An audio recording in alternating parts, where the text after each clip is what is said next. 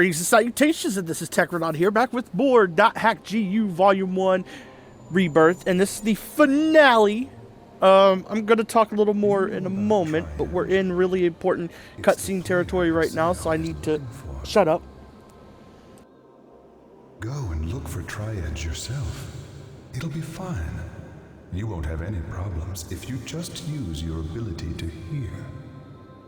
Atali, finding Triads is something only you can do. Once he understands how valuable you are to him, even Haseo will. Okay, anyway, little context to something at the moment. This is still going to go up after the final part of A Hat in Time, but I'm recording it before the final part of A Hat in Time because I really wanted to have this Let's Play just complete and ready to go, ready to be finished uploaded, you know? So the Hat in Time finale will be recorded after the .hack.gu Volume 1 finale, but in terms of when they'll be uploaded, this one's going to come after the Hat in Time finale upload. Yeah. I really should just stick to doing one game at a time. I think it would make it a lot easier, but at the same time, that's less fun to me. Like, I lose enthusiasm whenever I've tried to do that. But yeah, I'm gonna zip it. Important plot. What do you want? Can't you see I'm busy? Oh, really? And would your being busy have anything to do with Atali? Sheesh. Where'd you spy from this time, Yada? Atali has always been one of our targets for investigation. What? Atali. She is another Epitaph user candidate that we found, just like you. What? Of course, we were unable to confirm this information until after you had entered into the Demon Palace tournament with her. You didn't tell me that! Of course not. All you wanted was information about Triedge and Shino. You weren't interested in the activities of GU. You bastard! Thanks. I'll take that as a compliment.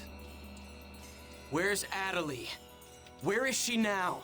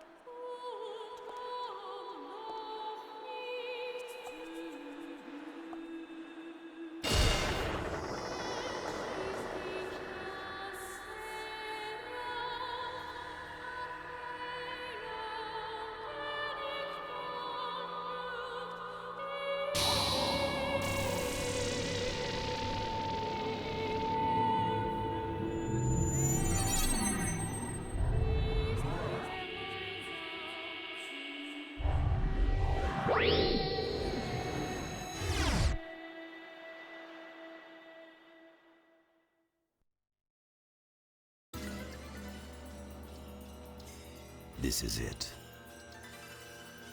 Huh? Immediately after she returned to Makanu from the tournament crowning ceremony, she used the Chaos Gate to transfer herself to another area. But there are no records in the system of her whereabouts after that. She hasn't logged out of the game, but we haven't been able to find her location within the system either. It seems like her character is outside of the normal parameters somehow. Where did she go? The area word she input in the Chaos Gate was Delta Hidden Forbidden Bulwark. She went to the lost ground of Morag Barrow. I have given orders to Pai and Kun. Take the two of them with you and investigate the matter immediately. Damn!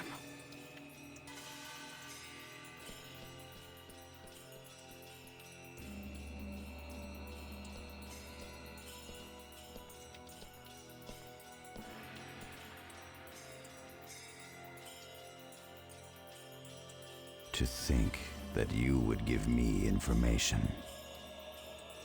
Was it none of my business?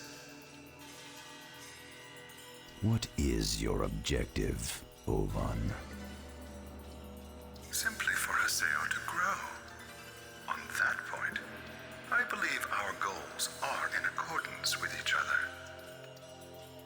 Fine. I will accept your words at face value for now. Very good. Now then.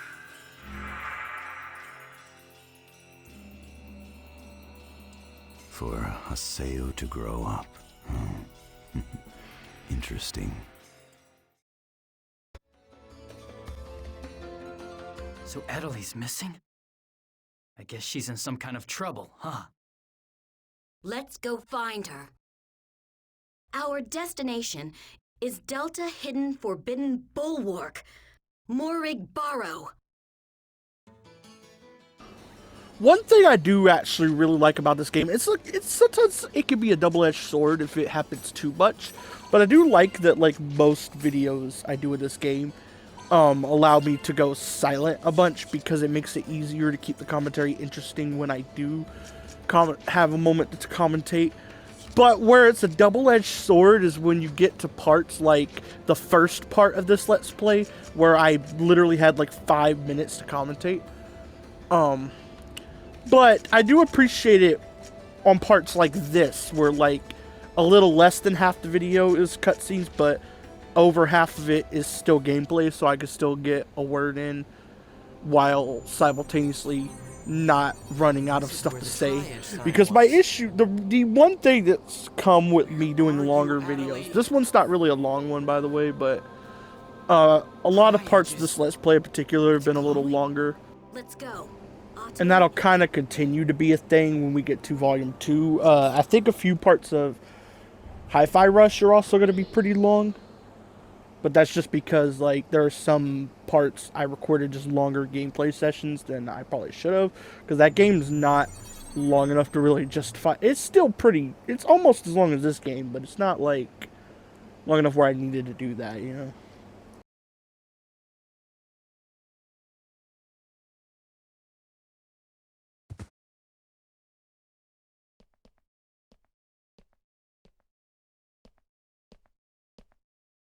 Haseo, how did you know? Adelie, what are you... No! Stay back! Huh? I found this place by myself with my own powers! Please don't get involved! I'm going to find Tri-Edge. I'm going to use my power to find him. But why are you looking for Tri-Edge? Because I want you to look at me. I want you to see me, recognize me. What are you talking about? I'm looking at you right now. If you were, you never would have said what you said. What? What did I say to you? That I was too irritating. That you never want to see my face again. No. That was... Yes, it was. If you were actually seeing me, you never would have said that. If there was a stronger cleric, you would have chosen that person and not me. If there was a character that looked more like Shino, you would have relied on her. Well, am I right? No, you idiot. That's not it at all. I am an idiot. That's the way I am. That's why I got the wrong impression. I know better than anyone how much of an idiot I am. If you keep calling yourself an idiot, you'll become one someday.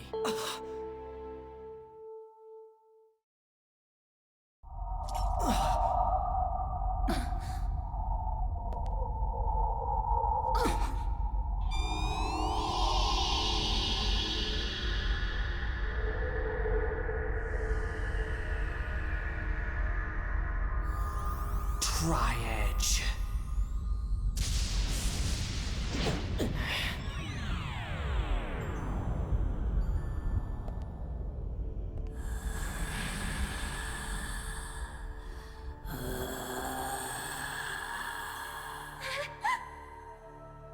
Who are you?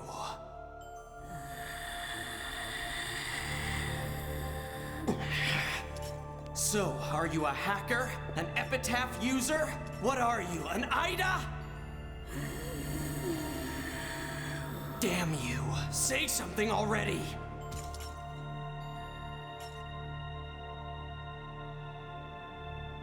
I won't let you. You won't get away again! Give us back all of the lost ones!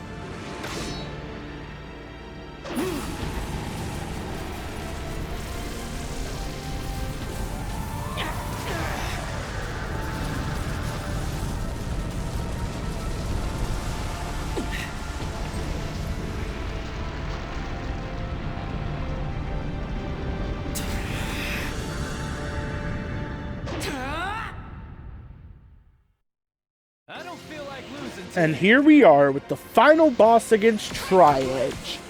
This is what this game's been building up to, at least this first one. He's not the main antagonist of the second game. Actually, he barely plays a part in the second game, but like...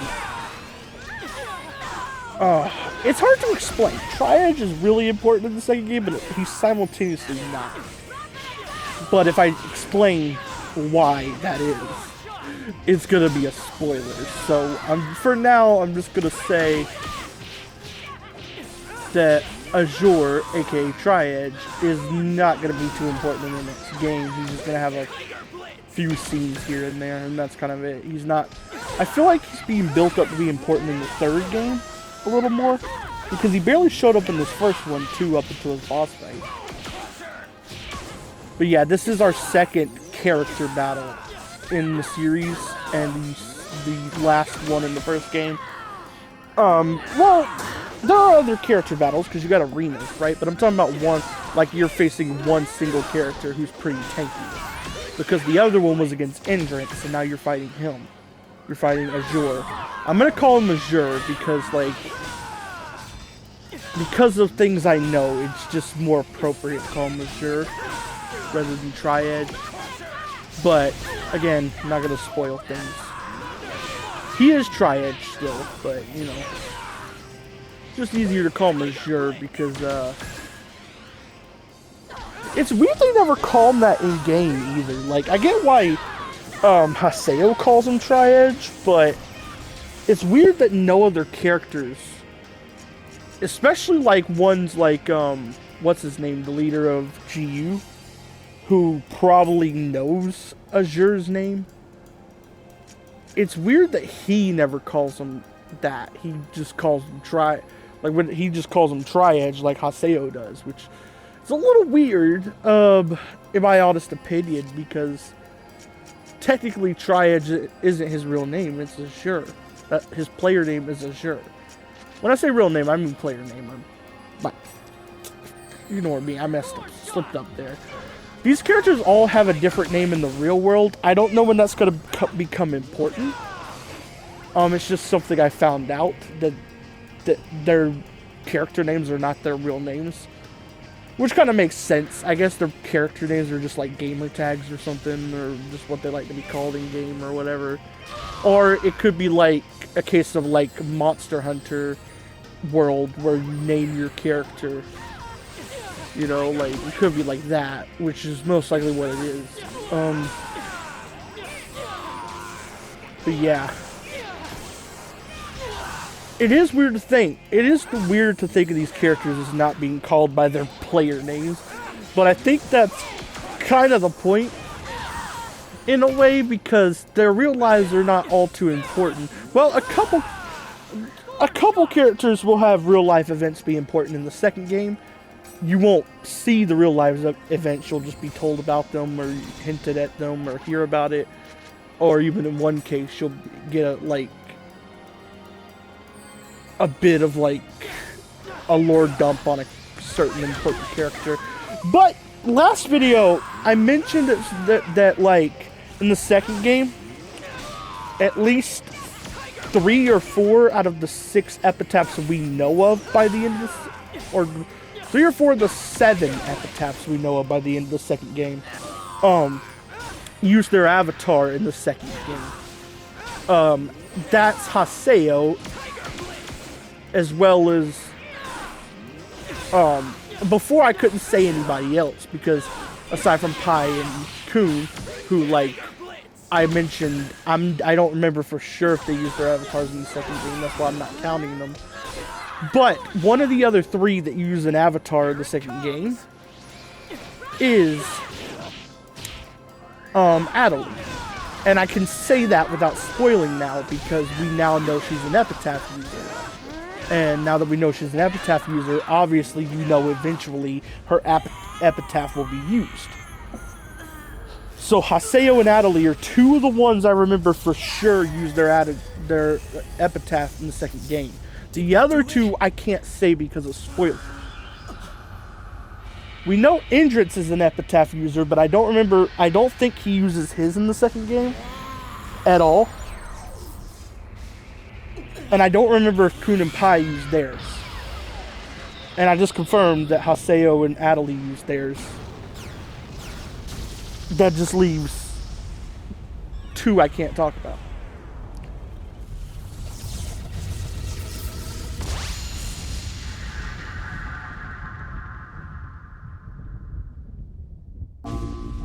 What?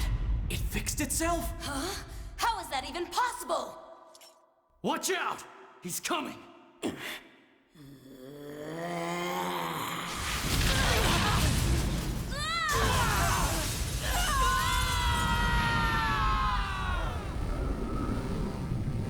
Where are we?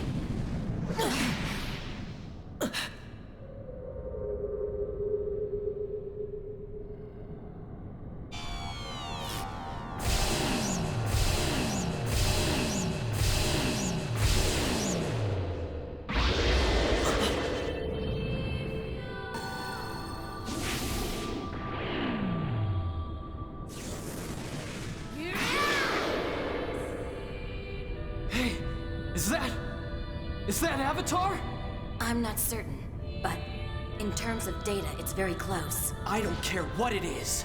Either way, he's going down. And then I'll bring them all back. Every last one! Ready?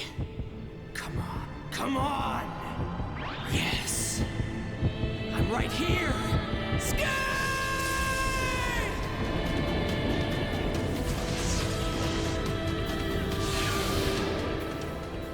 Oh, I forgot this turns into an epitaph battle. I forgot about that. It's a little weird because the second game doesn't really do that with its last two bosses, if I remember correctly. No, it doesn't do that with its second to last boss. So, like, there is one official character boss fight in the second game that doesn't use an epitaph at all. And it's the first time. I think it's the first and only time it happens. Because, like I said, there's 3 character battles in the second game, but 2 of them turn into avatar battles. And I can't specify what characters you fight in the second game because it's spoiler. But yeah.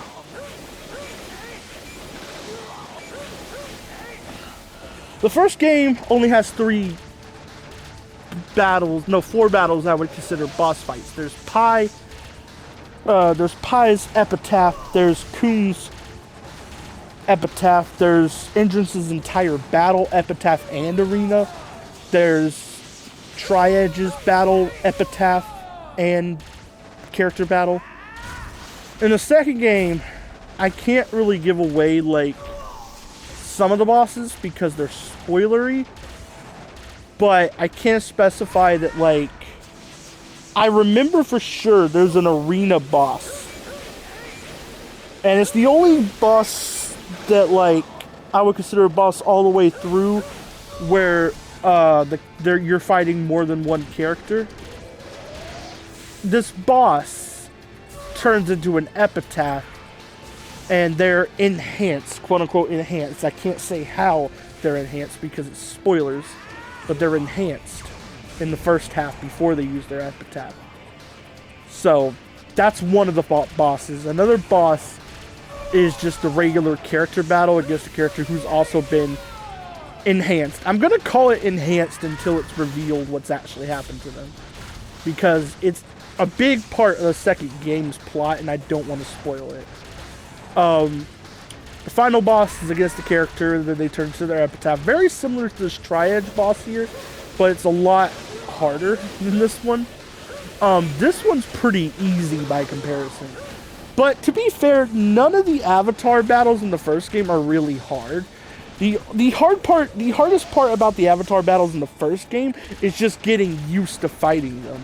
And that's why, like, I guess that's why they made them easier, because, like, you'd have to get used to fighting a few of them before you could deal with difficulty. It's the second game that really starts to ramp up the avatar boss difficulty, especially by the end. The last 2 avatar battles in the game are really tough. But yeah. You get one boss in the second game that's just completely avatar battles. So there's at least 4.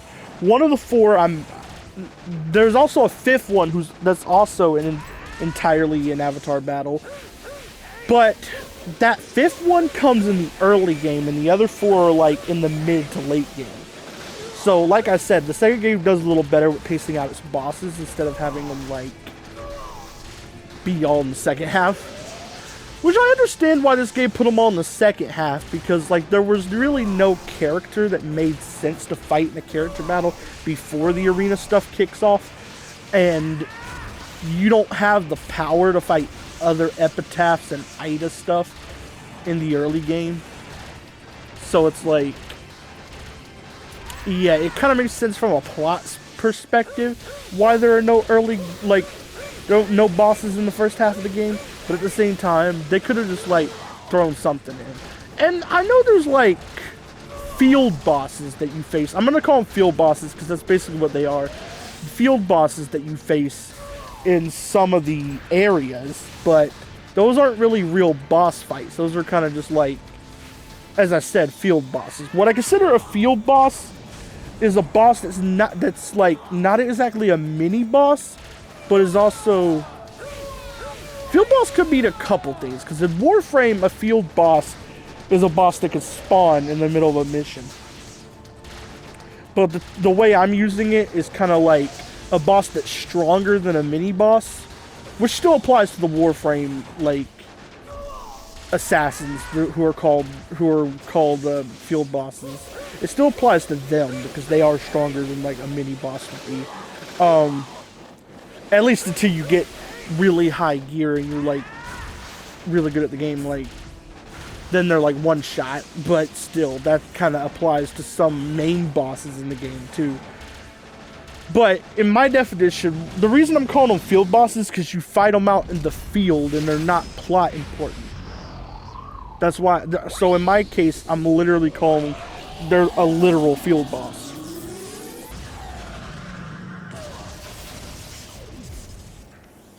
Oh, damn. Sir, I would really like it if you don't harm my skaith, whatever. I want to say skeeth because, I'm sorry for hitting the mic. I want to say skeeth because that's how it's spelled, but he says skaith. Skaith! Something like that. I can't do his voice. I can't do, what's his name? Yuri Lowenthal. I can't do his voice. So yeah, I was actually somewhat surprised to find out it was Yuri Lowenthal that voiced Haseo, because I knew I recognized the voice, but like, usually Yuri Lowenthal kind of voices characters with slightly softer tones to their voice. Even like his Spider-Man is not like as rough sounding as Haseo. It's like a lot softer. And it's like a little weird to hear him do a voice that's a little rougher around the edges like Haseo. But he does a really good job at it. I've also praised Sam Riegel as Syllabus already. Like, I think he's a really good fit for the character. I think the voice actors for Pi and Endrance are amazing. I think Endrance's voice actor might be the best one in the entire series so far. Like, the most well casted, the one who emotes the best. But at the same time, that's because his character is like the most over the top for the most part. In the second game, he kind of like tones down a little bit, but he's still a little more over the top than most other characters. Most of it. There are exceptions, because some characters in the second game do get over the top in the latter half. But We'll get to that. We'll get to that. Again, I'm like speaking as someone who knows this shit, wants to give hints about it, but will also avoid spoiling it. Like, I'm here to make you think about what's going to happen in the future without giving it away. Because just in case this Let's Play is your first time experiencing the plots of these games, I want you to be able to enjoy it without being spoiled.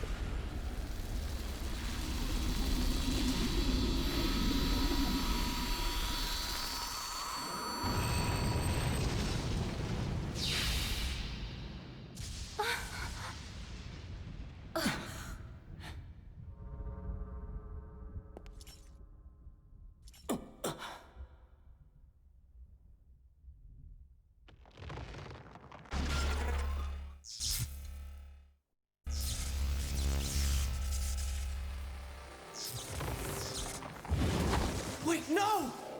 First you have to tell me how to bring everybody back!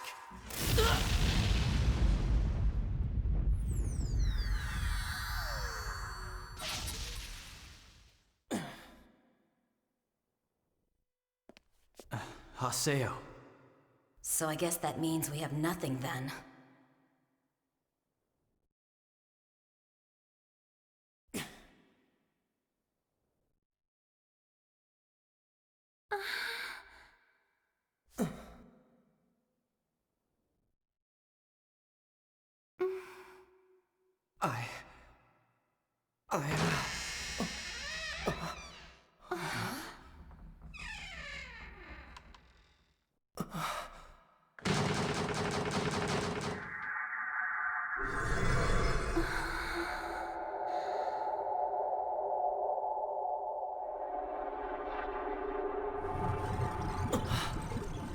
Adelie! Get away from there! What?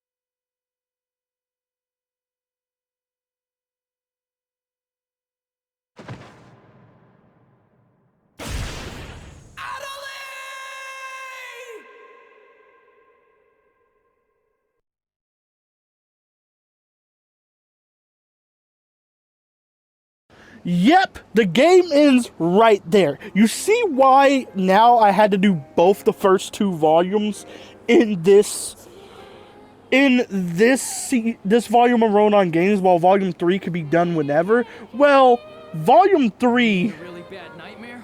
Oh, this is just, like, next time on The Walking Dead type deal. Like, yeah, so I'm gonna talk over this. I'm sorry, you just got to deal with it.